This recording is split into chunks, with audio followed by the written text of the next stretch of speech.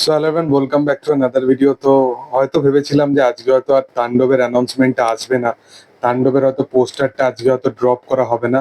But সবাই যদি একটা একটা করে কিছু নিয়ে আসে এবং মেগাস্টার শাকিব খানকে তার স্টারডামটাকে ভালোভাবে কাজে লাগাতে পারে, তো রায়ান রাফিও কোথা থেকে কেন পিছু হাঁটবে এই বিষয় নিয়ে।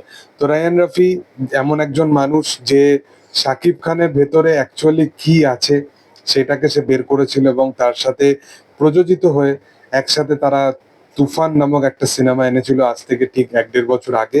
এবং সেই সিনেমাটা যখন এসেছিল, হিস্ট্রি ক্রিয়েট করেছিল, সেই ইতিহাসকে আবার রিপিট করতে চলেছে এই দুটো মানুষ, মানে একসাথে তারা আসছে।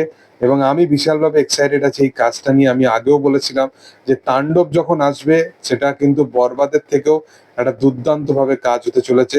বরবাদের এই যে বরবাদ আসছে, বরবাদের পর রায়ান রাফি অপেক্ষায় থাকছে যে বরবাদ কিরকম কি কালেকশন করবে এই বিষয় নিয়ে। তো বলে রাখি, এগুলো কিন্তু আলাদা একটা ম্যাটার।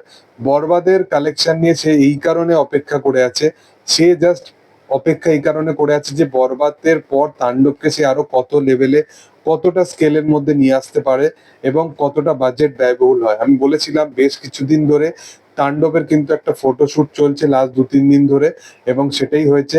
তাণ্ডবের প্রথম লুক এসে গেছে, যেখানে শাকিব খানকে আমরা আবার সেই মাস অবতারে দেখতে পাচ্ছি এবং বরবাদের থেকে এটা একদম অন্য হিসাবে আমরা তাকে অন্য লুকে দেখতে পাচ্ছি। তুফানেতেও যেমন দেখতে পেয়েছিলাম একটা বড় বড় মানে চুল ছিল এরকম কাইন্ড অফ, সেই রোলটাও আর করতে দেখছি না, একদম অন্যরকম লুকে আমরা তাকে দেখতে পাচ্ছি তাণ্ডবে। এবং এই ছবিটাও কিন্তু একটা দুর্দান্ত মাফিক একটা ছবি হতে চলেছে। পোস্টারটা যেরকম একটা ফায়ার গ্রেডিয়েন্টস এর মধ্যে রাখা হয়েছে, সেটা দেখতে বেশ ভাল লাগছে। এবং রায়ান রাফির সবসময় তুমি একটা জিনিস ফলো করে দেখবে, তার লুক অ্যান্ড ফিল, সেটা ভিজুয়াল সবসময় খুব পারফেক্ট হয়। এই কারণেই সে এত বড় একজন পরিচালক, তার কাজ আমার খুব ভাল লাগে।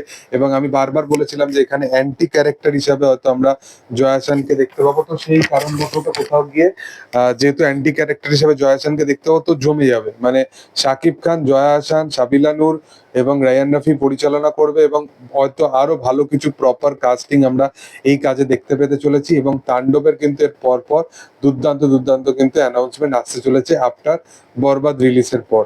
তো যাই হোক, তোমাদের কি বক্তব্য এই বিষয়বস্তু নিয়ে তোমরা অবশ্যই কমেন্টে জানাতে পারো।